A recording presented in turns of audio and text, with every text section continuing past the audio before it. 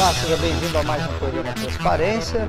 Eu estou aqui com a vereadora Glaucia Berenice. Olá, vereadora, tudo bem? Nós temos uma convidada, gostaria que a senhora apresentasse. Nós vamos falar sobre a violência contra a mulher, é isso? Isso, um tema importante no mês de março. E eu convidei uma especialista na área, apesar de ser médica, mas é um dos grandes nomes de Ribeirão Preto na questão da violência em todos os sentidos, e hoje nós vamos estar falando, mas ela domina muito a área com relação à mulher.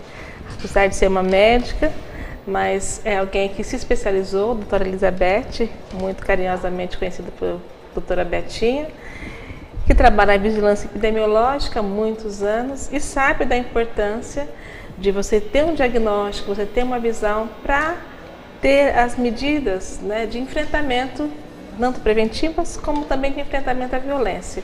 E é uma das batalhadoras para que Ribeirão Preto realmente tenha ações que não são só de saúde, né? Mas também questões de assistência, de segurança, questões jurídicas, de enfrentamento à violência doméstica. Tá bom, então vamos conhecer a doutora Elizabeth, né? A doutora Elizabeth hoje é médica, atua onde? Eu sou médica sanitarista, trabalho na Secretaria Municipal de Saúde, especificamente na divisão de vigilância epidemiológica. Certo.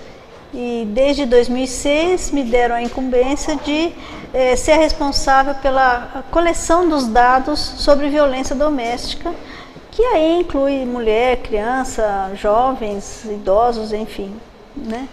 Tá, mas hoje nós vamos falar mais especificamente sobre a mulher, é isso. Assim, de 1 a 10, qual é o grau de periculosidade que Ribeirão apresenta para a mulher? Então, isso é uma coisa que a gente gostaria de saber. Por quê? Os dados que nós temos são os dados de notificação, feito pelas unidades de saúde, pela Delegacia da Mulher, enfim. E esses dados sempre são muito subnotificados.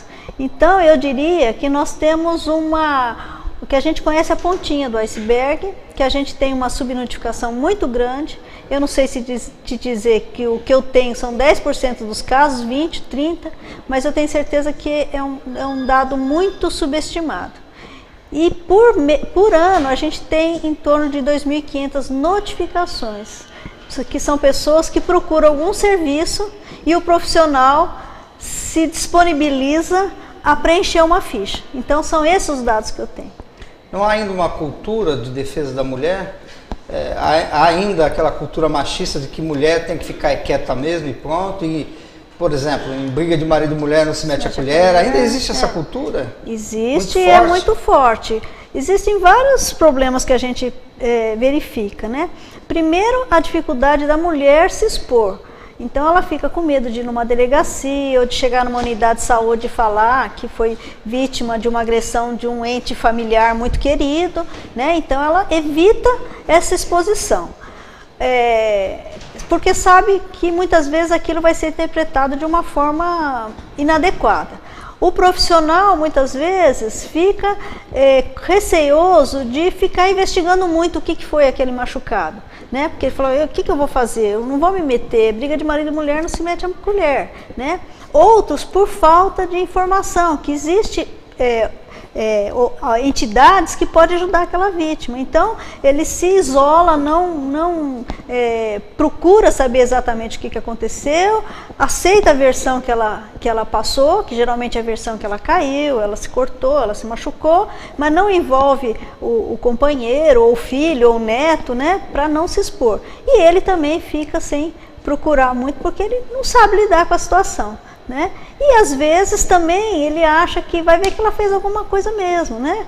Às vezes ela mereceu, né? Então tem todo esse pré-julgamento que dificulta lidar com esses dados de uma forma mais clara. Essa questão de será que ele mereceu, depois nós vamos falar nisso, porque assim, tem mulher também que não é fácil, né? Porque assim, tem a Lei Maria da Penha para proteger a mulher, mas em alguns casos precisou proteger o homem, né? Não é só a mulher também, tem alguns homens também que acabam sendo... Aí a gente tem todo um código penal para proteger o homem, que historicamente protegeu o homem, né? Agora a mulher pode tipificar em lesão corporal, agressão, né? Agora a mulher, o que a gente lida com uma cultura machista, né, que já é histórica, né, já vem não é desse século, nem do século anterior, já vem, né, de uma formação muito equivocada, né, de que a mulher realmente ela é objeto, né, o homem ele é dono da vontade da mulher, dono do corpo da mulher, né, e da vontade, dos desejos e dos pensamentos da mulher. Então essa mentalidade machista, ela está em toda a trajetória da mulher. E aí você percebe que desde as leis até na formulação das políticas públicas, no atendimento, quando um profissional ele vai atender essa mulher vitimizada, ele traz, dentro da sua concepção, ele traz esses preconceitos que estão presentes na sociedade. Ele só vai repercutir aquilo que ele nasceu acreditando, cresceu acreditando que a mulher ela precisa ser subjugada, né? Que qualquer desvio, qualquer pensamento ou atitude que não condiz com o pensamento dominante do homem merece correção, né? Merece um método ajuste. Educativo. Então dá uns corretivos na mulher, muitas vezes para ele acha que está protegendo ela de algum, né, de algum mal feito que ela possa vir, né? Então, muitas vezes eles acham que é educativa mesmo. Mesmo a punição que ele dá para o filho que fez uma coisa errada, ele acha que ele pode aplicar na mulher. Tá, mas a doutora tocou num assunto que às vezes o profissional não tem informação, que existem casos de apoio e tudo mais. Mas existem mesmo? Vamos falar aqui de Ribeirão. Existem? Elas funcionam? A pessoa pode se socorrer a isso? Ou ainda está bem abaixo do que deveria ser? Como é que está? Nós estamos trabalhando, né, na implantação dessa rede, né? A rede de atendimento à mulher é algo novo, né? É uma lei nova, a Lei Maria da Penha, de 2006, então ela estabeleceu uma série, né, foi denominada, né, apelidada aí de Lei Maria da Penha, mas na verdade é uma lei que vem trazer uma série de normas de atendimento à mulher vítima de violência. E é novo, tudo que é novo no Brasil tem toda uma resistência para ser implantado e não dá para se fazer nada sem dinheiro, né? Com mais boa vontade que você tenha, você tem que ter recursos para isso, para implantar. Então os serviços eles estão sendo, né, colocados à disposição da população. Temos revisto esses serviços, né? Foi criada uma Coordenadoria da Mulher em Ribeirão Preto, que é um órgão de concepção legal, né? Uma lei foi aprovada aqui na Câmara, é um órgão que vai articular, ele fomenta a política pública, então ele articula a Secretaria da Saúde, Assistência, Educação, Segurança, Habitação, para que essa mulher ela possa ser atendida nas suas mais diversas necessidades. Agora, o atendimento ele é muito específico, né? E hoje nós não temos um órgão que tenha uma equipe bem montada, uma equipe capacitada, qualificada, um lugar que seja acolhedor, que garanta o sigilo, que garanta a dignidade no atendimento dessa mulher. Então nós estamos trabalhando muito, né? E que eu falo que a doutora Bertinha, ela tem autoridade, né, profissional para falar sobre isso, porque é uma grande parceira do fórum, é uma grande batalhadora aqui na cidade de Ribeirão Preto para que, primeiro, que as mulheres rompam o silêncio, né? Falar da necessidade de procurar ajuda, de falar, né? E o profissional também entende que ele tem o dever profissional de notificar. Porque como que nós vamos saber, olha, Ribeirão tem um problema gravíssimo de violência doméstica se nós não temos os dados. E eu participei uma vez de uma conferência que a doutora Betinha apresentou os dados de violência em Ribeirão Preto. E eu fiquei assustada com aquilo que eu vi, né? Porque os índices, a gente tem no imaginário que o lugar perigoso é a rua. O lugar que mais oferece perigo, principalmente para a mulher, porque o homem sabe se defender, né? Sim. Mas o lugar mais perigoso para a mulher é a rua. Os dados apontam que não, o lugar mais perigoso para assustar é dentro de casa. Que a violência interpessoal, ela acontece mais dentro de casa, né? E como que a gente chegou a mostrar essa face da violência? Porque os dados chegaram até a vigilância epidemiológica, foi possível tabular esses dados e mostrar a cara da violência em Ribeirão Preto, a faixa etária, e outra né, coisa, em que Glaucia, ocorre. Uma coisa importante, a gente fica achando que violência acontece só na periferia, na classe economicamente mais desfavorecida. E aí quando você começa a compilar esses dados, você percebe que é uma constante praticamente em todas as áreas, pessoas com nível universitário, tem pessoas, né, ricas. A violência ela chega. Ela, é claro que ela chega em menor número, por quê? Porque as pessoas se procuram às vezes um médico particular para não se expor, não vai numa delegacia para contar a história, ela vai sim, mas quando ela já está no limite dela. Mas até chegar nesse limite, ela evita se expor, né? Como todo mundo, só que aquelas pessoas que são mais conhecidas, elas se expõem menos.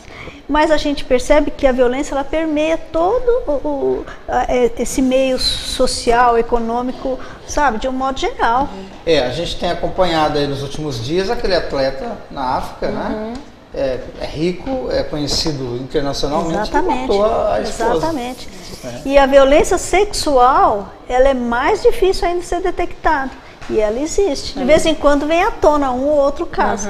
Mas ela existe e ela existe de uma forma muito, assim, acentuada, está bem presente.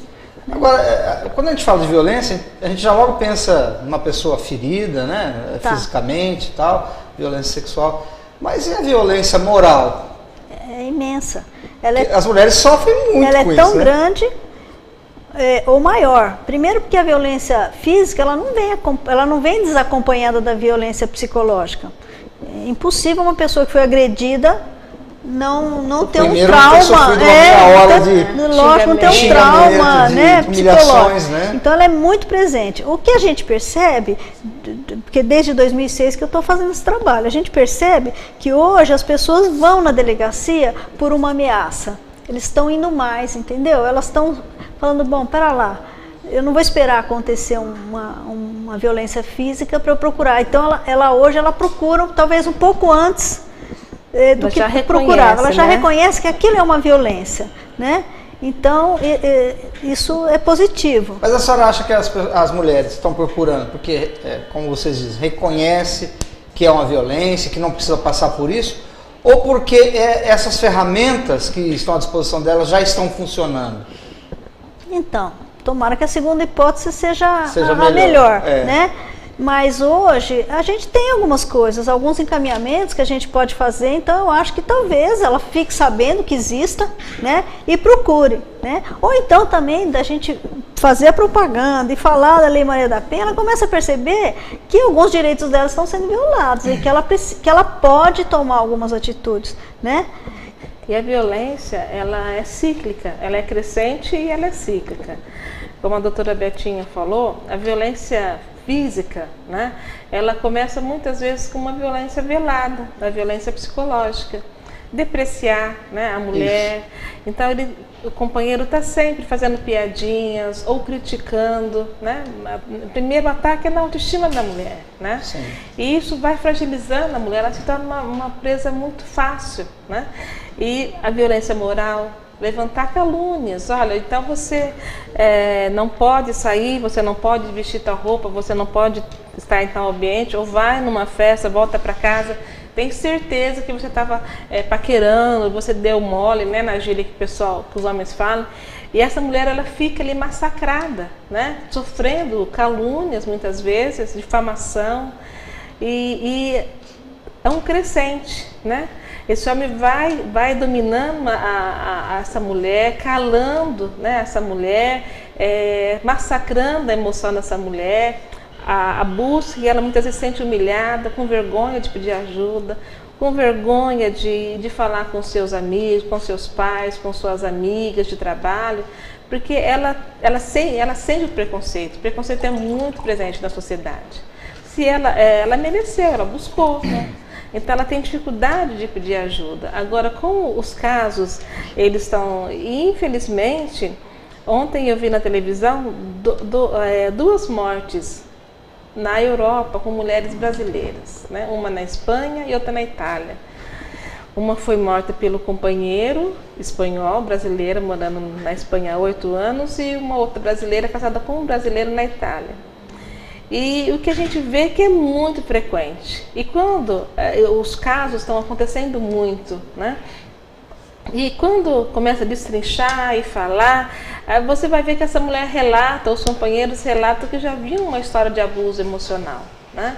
E hoje a mulher ela consegue identificar que ela não precisa ficar submetida a esse abuso emocional, que é uma violência que ela tem proteção na lei, né? Muitas vezes a mulher ela passava por privações, mas não podia sair para trabalhar, porque o companheiro não deixava, queimava os seus documentos, sumia com a sua carteira de trabalho, né? Hoje é uma violência patrimonial, né? O homem que ele se apropria dos documentos para que essa mulher não tenha acesso ao mercado de trabalho, procure emprego, ou que se apropria dos bens dessa mulher, tem uma tipificação, é violência patrimonial. Então são várias situações, né, que a lei hoje ela cobre. E essa mulher está sendo ensinada que realmente é uma situação de violência e que ela pode pedir ajuda, ela pode recorrer à justiça para ter seu direito garantido. A gente fica às vezes meio assim surpreso em saber que na era que nós estamos, a tecnologia tão avançada e tudo mais, ainda tem homens que agem assim, homens que querem matar a esposa, a companheira, porque não quer mais ser esposa, porque já sofreu muito. É incompreensível, o ser humano é muito estranho, né? A gente fica assim, como pode isso? Agora, desculpe, mas participando de um fórum lá em Brasília, as representantes das mulheres reclamaram da mídia. Doutora e vereadora, a mídia, principalmente essas propagandas de cerveja aí, não ficam colocando a mulher muito lá embaixo? Como objeto mesmo, como alguém... sei lá, às vezes eu penso que esses produtores acham que a gente é estúpido, né? Porque eles fazem uns comerciais muito esquisitos, né? Eu acho até que já melhorou, né? Hoje tem gente mais atenta a isso, né? Mas, de fato, isso é a exploração sexual, o turismo sexual, que o Brasil mesmo exportou essa imagem da mulher objeto. Não, mas agora o Brasil está com um comercial lá fora, onde só mostra as mulheres nuas. Então, eu ouvi dizer que a Nike foi suspensa. fez um logotipo para a Copa. Houve um protesto generalizado. Ou a Nike ou a Adidas. Uma das duas grandes, né? E eles fizeram justamente o apelo sexual da mulher brasileira, né? Mas é o que a gente passou, né? Foi a imagem que se passou. Mas o que a gente percebe é que a questão da violência, ela já está muito enraizada, não só no Brasil, no mundo. O 8 de março, na verdade, foi uma luta das mulheres operárias que foram trabalhar porque seus maridos estavam na guerra, né? Muitos voltaram mutilados e foram para as indústrias para suprir, né, a falta dos homens. E o salário, a carga horária era desumana, né, mais de 16 horas, e o salário um terço que os homens ganhavam, né? Então a mulher, ela sempre foi subestimada, né? Ela sempre foi colocada numa posição inferior ao homem. E se é inferior, então a parte também da opressão é muito presente, né? A opressão, seja ela uma opressão social, né, no sentido de mantê-la como uma classe de menos valor, aí a questão física é a consequência. Tanto é que nessa situação das operárias de Nova York, elas foram assassinadas, trancaram as portas e incendiaram a fábrica com as mulheres lá dentro. Então, assim, tão normal, né? Assim, assassinar as mulheres, porque o valor que é dado à mulher é quase nada, né? Era quase nada. A mulher, ela tem conquistado seus espaços, ela tem conquistado o respeito, mas é uma luta, né? Uma luta que a mulher enfrenta todo dia. Mas a questão da violência vem muito dos valores, né? Que está aí nas relações, estabelecido nas relações humanas. Falando de números, nós temos algum número para Ribeirão desse assunto? Então, assim, para não entrar em detalhes, a gente tem em torno de 2.000 a 2.500 notificações por ano. Tá? 2.000? Isso. Que é muito pouco. Sim, mas eu estou aqui pensando, se isso é muito pouco, isso então é muito pouco. Eu não sei aí dizer para você se é 5%, 10%, 50% das violências, mas porque a gente precisaria de fazer um trabalho maior aí. Mas a gente sabe que isso é uma pontinha. Se eu tenho 2.500 pessoas que procuram um serviço de saúde, ou uma delegacia, ou uma assistente social, quantas deixaram de procurar? E muitas dessas, quando procuram, é reincidente essa violência. Elas já passaram por muitas já antes de procurar. Limite, ou já passou no limite. Entendeu? Então, assim, quantas mais deixaram de procurar? Então, hoje a gente, tirando as epidemias de dengue, é o maior agravo que nós temos em Ribeirão Preto. Esse e o acidente de trânsito. Então, se a gente tirar as dengue e tal, acidente de trânsito e violência é o que mais dá bom, então atendimento da saúde. Merece uma atenção então especial, exatamente, né? Isso é um problema de saúde pública. Já avançamos porque hoje o Ministério da Saúde reconhece isso como um agravo à saúde pública. E porque essas mulheres acabam indo em alguma unidade, em algum hospital, em algum momento elas vão para a saúde, para a psiquiatria ou para o pronto atendimento, mas elas vão. Então, hoje passou-se a dedicar um pouco mais de atenção a essas causas, né? Tá, vereadora, eu tenho aqui um release em que a senhora procurou a promotoria para questionar o atendimento da mulher em Ribeirão Preto. Queria que a senhora explicasse isso. Não antes de falar que a senhora tem feito fóruns quase que permanentes, né? Não sei se são chamados permanentes.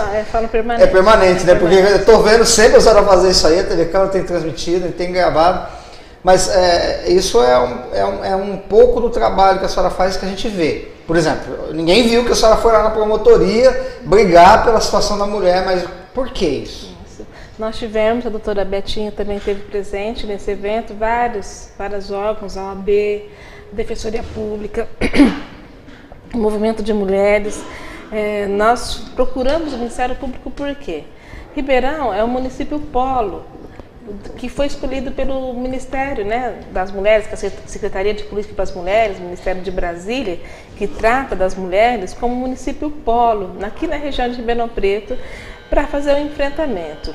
E sendo município polo, ele poderia receber uma série de recursos, apresentar os projetos e receber recursos para implantar essas ações, esses serviços, que vão desde o equipamento lá para a delegacia da mulher, né, para atender bem, uma viatura, um computador, adequar uma sala para atender melhor as mulheres enquanto elas estão esperando, né, a confecção do BO, até um centro de referência, onde essa mulher ela vai ser atendida por uma equipe multidisciplinar, psicólogo, assistente social, um advogado, para dar o encaminhamento nas suas questões. E, infelizmente, Ribeirão, ele perdeu esse recurso, né? Ele apresentou o projeto e depois ele não deu continuidade, nós perdemos esse recurso, né? Ou seja, não deram muita importância. Perdemos. E depois nós abriu um outro edital e Ribeirão não apresentou o projeto em 2012, né? Ribeirão perdeu o prazo, não apresentou o projeto novamente. E no orçamento municipal, quanto o Ribeirão tem destinado para a questão da violência? Escrito lá no orçamento municipal, na lei que é aprovada aqui na Câmara, R$70 mil por ano. Então, R$70 mil ano. Então, para nós, isso não dá para fazer política pública. Não é assim que a gente entende. E a exemplo de outros municípios, a semana passada nós tivemos aqui compartilhando a experiência de Rio Preto, né, que também é uma cidade polo. Né? A exemplo de Ribeirão Preto, Rio Preto também é um município polo. E em Rio Preto, eles conseguiram colocar todas as ações em prática. Né? Eles conseguiram equipar os serviços, montar os serviços com atendimento diferenciado. Então lá eles têm um centro de referência de atendimento à mulher, que tem um local específico, pronto já, equiparado para isso. Eles têm uma casa-abrigo, eles têm uma casa de passagem, onde as mulheres, a casa-abrigo, eles mudam de endereço de 2 em 2 anos, né, para garantir o sigilo da localização. Tem uma casa que é de passagem, a mulher pode ficar até 15 dias, que é uma dificuldade que nós temos aqui em Ribeirão Preto, né? A mulher tem que ir para o CETREM, né, que é um centro de imigrantes para moradores. Hoje a mulher tem que ir para o CETREM? Nesses atendimentos rápidos, sim. Não, é brincadeira que você está falando. Porque assim, eu não sabia. Mas o CETREM, para uma pessoa que já está vitimizada, vai para o CETREM? Infelizmente. Né? Então, são essas discussões que nós temos feito aqui em Ribeirão Preto. Infelizmente, os avanços são muito poucos. Não, eu não consideraria nem avanço, porque ir para o CETREM, para mim, não é avanço. Nós já não desmerecendo o CETRAN, que é para outra coisa. Outra destinação. O pessoal trabalha lá, tudo bem, mas é outra coisa. Uma mulher vitimizada, com seus filhos. Frágil. Né? Então, até a casa-abrigo, ela é para casa assim, que o risco, né, à sua vida, a ameaça, né, de morte tem que ser muito iminente. Olha o caso da mulher que ela sofreu, né, uma violência física. Ela foi à delegacia, ela representou, o marido ameaçou matá-la. Né? Ele bateu, espancou, né, ameaçou, mas ela foi na delegacia e fez um BO. Se ela volta para casa com os filhos, ela vai apanhar dobrado. Com certeza. Sempre apanha dobrado. Para que no outro dia de manhã ela vai retirar a queixa. Exato. E nesse período onde que se busca um parente, alguma, ela se rearranja, né, essa família se organiza, infelizmente a mulher tem que ficar, a alternativa que nós temos é o CETRAN. Então a gente tem discutido muito aqui na cidade de Ribeirão Preto que nós precisamos de a questão assistência social, é uma política pública que trabalha a questão da família. Agora a mulher, ela tem uma especificidade que é da mulher. Né? E muitas vezes ela é tratada no bojo da família e em detrimento, a mulher ela sempre renuncia a si mesma em favor, né, dos filhos, do companheiro. A mulher, ela tem essa generosidade, esse amor sacrificial, é da mulher isso. Né? Mas nós precisamos de pensar a mulher como até um momento, né, para que ela seja olhada individualmente, se reorganize para poder ajudar essa família. E, infelizmente, sempre nós ficamos tratando a mulher ali no âmbito das questões familiares. E nós estamos lutando muito para que Ribeirão tenha uma secretaria da mulher, atendimento específico para a mulher, né? E é isso que nós vamos buscar, né, no Ministério Público, para que as ações possam serem agilizadas, né? Porque é o que a gente percebe, assim, não avança, né? Nós ficamos sempre patinando e a questão orçamentária é algo que mais me preocupa, porque além de nós só termos R$70 mil no nosso orçamento anual, ainda quando se abre um edital com recursos externos, a gente perde o prazo ou o projeto ele é insuficiente, não passa no critério técnico para avançar. Tá, pelo que eu entendi aqui, o Ministério Público ficou ainda de ver com a prefeita o que está acontecendo. Isso. Ainda não temos uma solução. Olha, foram feitas algumas alterações, mudou-se a coordenadoria, né? Mas nós ainda nós entendemos, né, que o cerne da questão né, você tem que ter um atendimento específico para a mulher. Você tem que ter uma equipe que vai trabalhar, você tem que criar um centro de referência da mulher. A coordenadoria tem um papel de articuladora, um papel estratégico. Agora, o centro de referência é o local de atendimento, com lugar distinto, um local que seja de fácil acesso para essa mulher. Agora tem algumas questões caminhando, né? Talvez com a implantação do Centro de Conciliação da Justiça, vai haver destinação de um espaço no centro da cidade, na América Brasiliense, onde a Delegacia da Mulher vai ficar no mesmo prédio, onde o setor de conciliação do Poder Judiciário, a OAB também vai ficar ali. Então, nós estamos vendo alguns avanços. Alguns avanços têm acontecido. Tímidos, mas estão acontecendo. Tímidos e muito fruto da pressão, né, que a gente tem feito. Né, muito desse grupo do fórum, dos profissionais da saúde, da assistência social, da OAB, para que a coisa caminhe. O que eu queria, assim, desse apanhado todo, falar para o telespectador, assim, há uma cultura também, principalmente na mídia, de que o vereador tem que fazer lei, fazer lei, fazer lei, fazer lei. O vereador não é só para isso. Não adianta ficar fazendo mais, nós já temos muita lei, inclusive. Então, esse trabalho que a vereadora faz, que outros também devem fazer, cada um na sua área, que não é falado, as pessoas não sabem. Por exemplo, está se mudando a cultura de uma cidade, o modo de olhar, não é? Porque até então, por exemplo, nós não temos dados, não sabemos, agora estão começando a saber que a mulher, ela sofre, enfim, sabe-se, mas não se tinha dados e tudo mais. Essa pressão que a senhora faz, vai na promotoria, vai na prefeita, briga, fala aqui, que às vezes eu tenho, mas o que ela está falando? Por que ela está falando isso? Muita gente não entende. Isso não é divulgado pela mídia. Mas esse é o verdadeiro trabalho do vereador que faz as coisas acontecer, não é? Não é só fazer a lei, né, vereadora? Não, tem que fiscalizar, né? Tem que participar, tem que fomentar a discussão. Porque muitas vezes um problema, ele fica ali, né, num determinado escopo de atuação. Aí você não consegue dar visibilidade. E o que nós temos feito é juntar todas essas forças, né? Então, o esforço da doutora Betinha, lá na saúde, ele tem que linkar com quem está lá na base, com os profissionais que estão lá na ciência social, agentes de saúde, com a OAB, com a Defensoria Pública, com a saúde mental.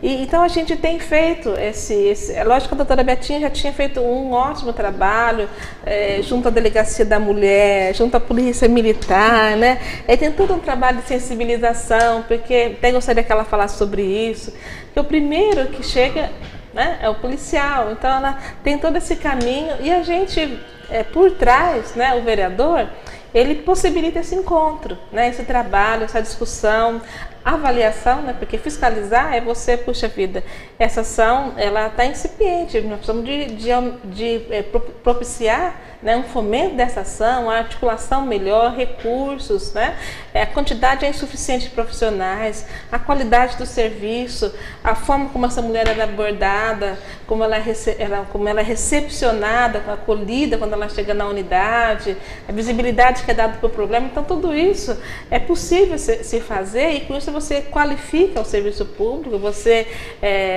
propõe as indicações e a criação de serviços para que a cidade vai crescendo, vai aprimorando o seu trabalho, né? Tá, doutora, eu vou fazer uma pergunta que eu imagino já qual é a resposta, mas assim, os profissionais, eles estão preparados para atender a mulher hoje?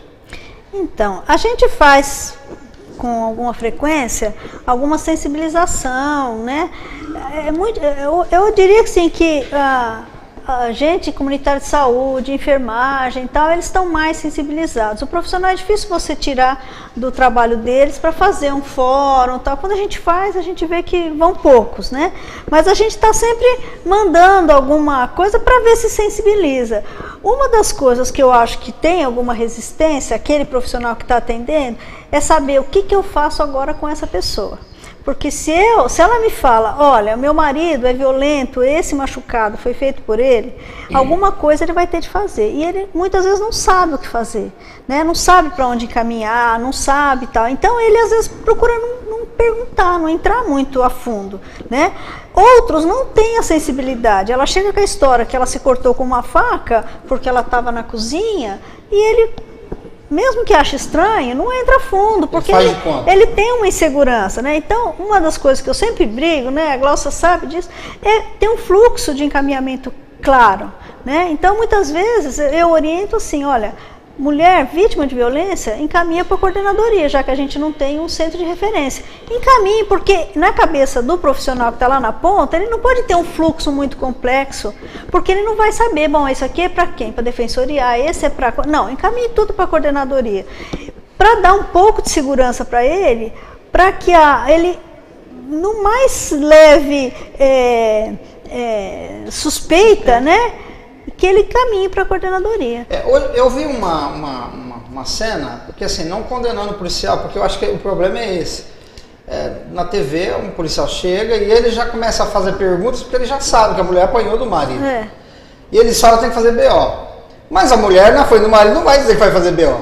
Ela diz, não, que eu não vou fazer. Aí ele chama ele em particular e fala, se a senhora fizer um BO e tal.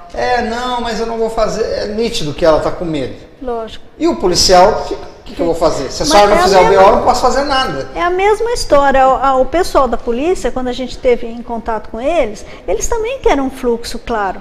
Então, essa situação é porque o policial, ele não tem o que fazer. Ele não sabe aonde encaminhar. Ele fala assim, eu quero um telefone para eu ligar e falar assim, olha, eu tô com uma pessoa assim, eu levo ela para onde? Ela não pode ficar aqui. Social, vem alguém aqui, exatamente. Porque não é casa de polícia. Eles querem ter uma coisa clara, né? Então a gente precisa construir isso. Esse fluxo, né? Essa coisa que precisa ser simples e acessível a todos os profissionais que estão na linha de frente. Então o policial fala para mim assim, mas eu ligo para onde? A gente passa vários telefones para eles, tem plantão da assistência social, a gente...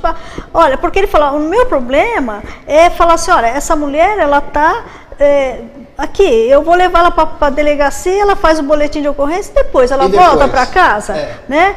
Ou então ele faz assim, ó, tudo bem, o senhor não faz mais isso com ela? Não. Então tá bom, tá, vira as costas, começa tudo outra vez. Então, os policiais também sentem falta disso, sabe? Da gente saber, olha, eu tô com uma pessoa assim, eu encaminho para onde? Para ser trem? Não, eu encaminho para onde? Quem que vem? Eu preciso de uma assistente social. A gente passa os telefones, temos alguns, né?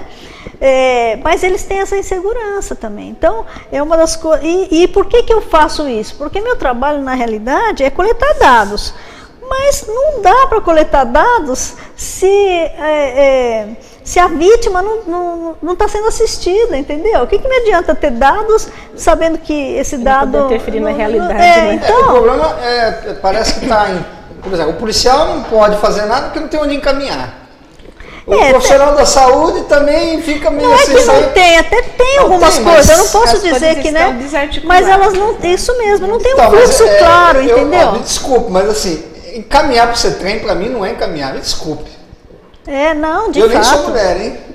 Mas eu estou aqui pensando numa mulher fragilizada, com medo, e vai para um ambiente que é o CETREM, que é outro tipo de ambiente, mas é um ambiente pesado. Ainda que se diga que tem assim, ainda que se diga assim, não, tem um local separado, um quarto separado, não é um local. Não é, gente. Não, agora, o grande assim, às vezes as pessoas falam, já vi muitas vezes assim, vereadora assim, você nunca está satisfeita, né? Alguns vereadores da base, você nunca está satisfeita, você nunca tem nada de bom para falar. Não é isso, é porque nós temos um olhar, né, da necessidade, né? Você milita numa área, você vê a necessidade, e você vê tanta fragilidade no atendimento, né? Você vê a coisa tão truncada e a falta de comunicação, às vezes é só uma criatividade para fazer a coisa. Às vezes não, só criatividade e boa vontade não adianta, não adianta ter um bom profissional compromissado ali, se você não tem estrutura de atendimento, se você não tem para onde encaminhar. Então, hoje nós temos já municípios que são referências, nós temos a política nacional de um pacto de enfrentamento à violência do Estado de São Paulo, nacional, Ribeirão Preto é signatário desse pacto. Então, o que nós precisamos de fazer? Nós precisamos de fazer a coisa acontecer.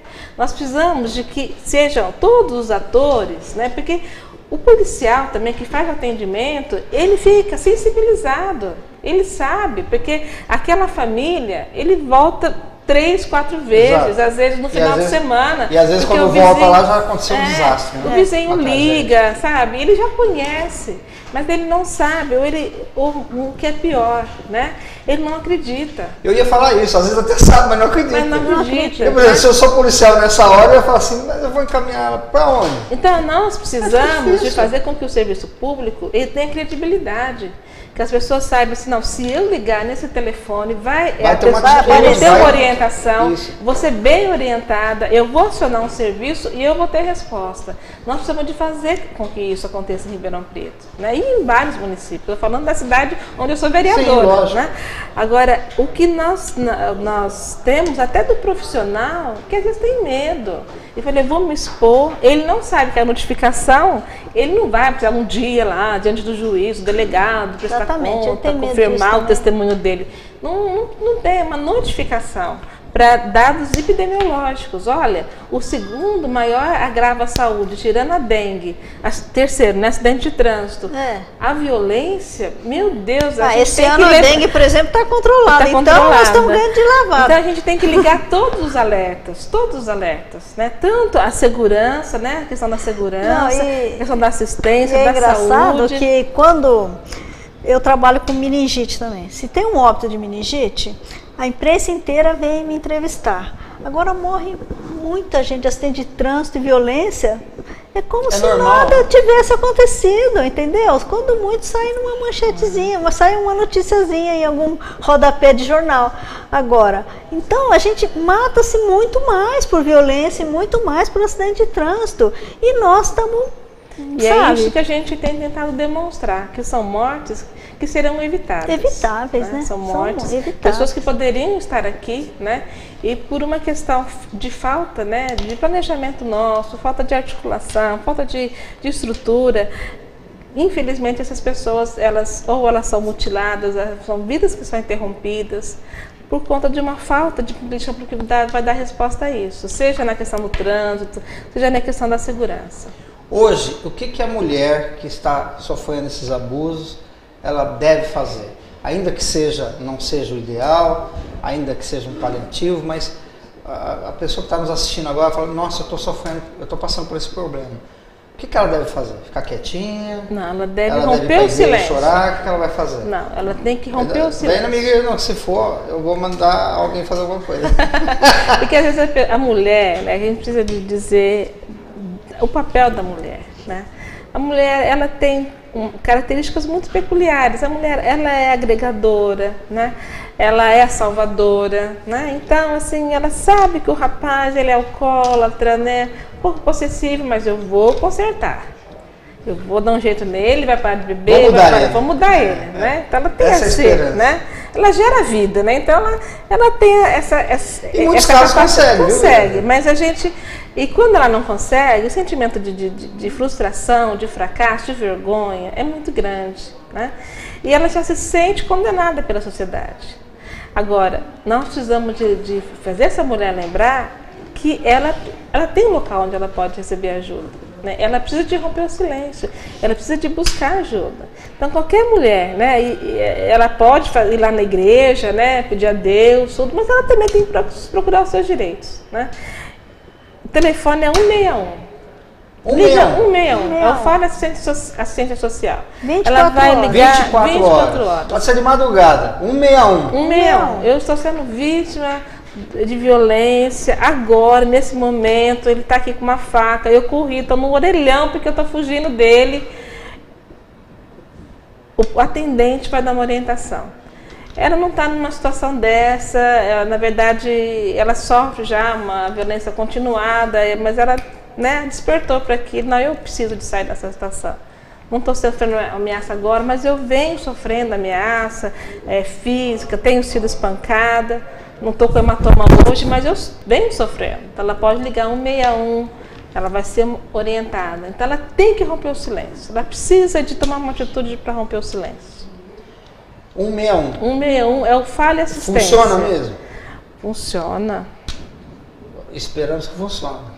Funciona. O atendente, a pessoa vai atender da assistência social, ele vai orientar. Agora, se essa orientação, se ela não for satisfatória, né, ela pode procurar a Defensoria Pública, né, a coordenadoria da mulher. Só fazer o boletim de ocorrência também, a gente precisa, né, deixar claro que se ela fizer o boletim de ocorrência e não fizer mais nada, aquilo vai ficar registrado só, né? Então, ela precisa, às vezes, de uma orientação mais do que isso. É importante registrar, mas mais do que isso, ela precisa, às vezes, de um defensor público e a coordenadoria pode encaminhá-la, né? Então, ela precisa procurar os recursos que a cidade tem para oferecer. Nós não temos muito, mas nós temos alguma coisa. Agora, a questão, a gente falou muito da cultura, e a questão ligada à religião, também não atrapalha um pouco? Porque, assim... Eu vou falar porque eu convivo no meio, mas eu vejo muita gente sendo aconselhada, não faz isso, não faz isso, busca por outro lado. Tudo bem, eu sou uma pessoa que acho que a fé muda muito, um posicionamento diante de Deus, tá tudo bem. Mas os pastores e padres, e seja lá líderes religiosos, também não tem que ser um pouquinho mais... Eles precisam Eles não têm que participar dos fóruns que a senhora faz, não? Tem que participar dos fóruns, entender, né, que a violência ela é gradual, né? Ela tem um crescente e que se essa mulher, se ela não for ajudada, né, ela pode vir a se tornar uma vítima fatal. Né? Não tem caso que tem que mesmo separar, ficar fora, porque senão vai morrer a mulher? Nós temos aqui em Ribeirão Preto, por exemplo, um serviço de reabilitação do agressor, né? Muitas vezes esse homem, ele vai repetir uma história de vida da sua infância. Ele cresceu no meio violento, Sim. A forma de resolver os conflitos através da violência. Então nós temos aqui em Ribeirão Preto, que é mantido até por uma ONG religiosa, mas que entende que precisa de quebrar esse ciclo de violência, que precisa de educar esse novo homem, né, para uma nova forma de relacionar. Agora, muita questão da violência é uma distorção, até de um princípio bíblico, que fala que a mulher deve ser submissa ao marido, né? Então e por causa disso não tem muita gente, não vou dizer acobertando, mas concordando com essa situação. Concordando, dizendo, você não pode, chega para a mulher e fala assim, o casamento você não pode fazer isso, você tem que ser sábia. É um sacramento. E dentro desse contexto religioso, obriga a mulher a ficar debaixo de uma servidão da qual Deus não tem nada a ver com isso. É verdade. Quer dizer, essa é a minha singela opinião. Existem muitos equívocos, né? Eu, quando era conselheira tutelar, eu presenciei muitas situações de famílias, né, religiosas, e que usavam o disciplinamento físico, né, de forma exagerada, totalmente equivocada, baseada em valores religiosos, né? Versículos isolados. E aí você precisa de falar, não, mas eu acho que Deus está muito longe disso, né? Deus está desaprovando a sua atitude, totalmente. Isso existe em todas as religiões, estou falando de uma e de outra, não, todas, porque né? é uma distorção, né? Da autoridade do homem. Eu acredito que Deus colocou a mulher para estar junto, para caminhar junto, né? Não para se submeter, né? De ficar totalmente submissa à vontade, caminhar junto, estar, né, debaixo da missão, no propósito, né, nos projetos de vida. A submissão é isso, é submissão, tá? Debaixo da missão do outro, né? Não a submissão física, de você, o disciplinamento físico e corporal, para você não se anular totalmente. E às vezes fica essa ideia, né, na mente, no imaginário, e não consegue ajudar essa mulher, que na verdade ela precisa de um apoio para sair de uma situação de escravidão, muitas vezes, né, uma situação de liberdade, de dignidade, que eu acho que é isso que toda a religião prega, né? É isso aí. Bom, o pessoal colocou no vídeo ali, né, o telefone 161, então com certeza muita gente já viu, e nós já estamos chegando ao final. Doutora, o que a senhora deixaria de recado assim para essa mulher que está sofrendo, que está lá de repente sem sonhos mais, já não sonha mais, já não tem projeto de vida, porque está ali dentro de uma situação e não conta para ninguém? Quer dizer, o sofrimento é duplo, além do sofrimento de apanhar e tudo mais, ela não consegue falar, não se expõe. Eu acho que é o que a Glaucia colocou, é romper esse silêncio, né? Às vezes o medo da exposição faz com que ela fique trancada no seu sofrimento. Mas se ela se dispuser a se expor, ela vai se expor uma vez só e vai acabar com esse sofrimento. Então, procure sim os órgãos que têm alguma coisa para oferecer, né? Procure a coordenadoria, procure a delegacia, procure o CEA-Vidas, que é um outro serviço que nós temos de atendimento. Telefone para essa 161, que tem todos esses recursos, né, e vai saber direcionar. Rompa, mesmo que ela se exponha, né? Vai ter algum comentário, vai ter algum amigo, vai ter alguém que vai reprovar a atitude dela, mas é ela que está sofrendo, é ela que sabe o que é melhor. Então, procure ajuda. Se os amigos pagarem a conta dela, pelo menos, ajuda, né? Então. Senão, né? E a vereadora, o que falaria para a mulher, a senhora que também representa as mulheres aqui na Câmara, principalmente essa mulher sofrida aí, que às vezes está assistindo o programa para ver se encontra alguma coisa aí para mudar a situação dela. O que a senhora diria? Olha, nós temos só uma vida para viver, é só essa vida aqui. E nós precisamos de aprender, né, a vencer esses obstáculos que às vezes a gente, involuntariamente, a gente encontra na nossa vida. Mas não é o fim, não pode ser o fim. Existem recursos para isso, pequenos recursos, mas existem, né? Nós temos serviços que ainda estão, né, se estruturando, mas existem muitas pessoas, como a doutora Betinha, tem muitos profissionais comprometidos em ajudar a mulher. Rompa o silêncio. A vergonha, ela só atrasa a sua ajuda, o seu socorro. Tem uma luz, eu acredito sempre nisso, tem uma luz no fim do túnel, tem uma possibilidade, né, de retomada, né, da sua vida, dos seus projetos. Eu conheço inúmeras mulheres que saíram dessa situação, né, de uma vida de violência, né, de falta de respeito à sua dignidade física, emocional, moral, e hoje estão aí, né, com sua vida tão inteiras, mulheres que são refeitas, inteiras, né, refeitas e cuidando tendo outros projetos de vida. Então é possível, né, não se acredite, né, muitas vezes nessa situação que é imposta, de impossibilidade, né, de uma situação que é para sempre, que não é para sempre, né? É uma passagem que você pode ir para o outro lado, você pode romper e ir para o outro lado se você romper o silêncio, né? Se você Depende dessa pessoa, né? Buscar essa ajuda. Então liga 161, nós acreditamos no serviço, sabemos que com todas as dificuldades, mas tem profissionais comprometidos e competentes para ajudar. Ok, nosso programa terminou, nós até passamos, mas estava um assunto muito bom. Quero agradecer a senhora, viu? Mais uma vez estar aqui. Obrigada. Muito obrigado, doutora. Eu que agradeço.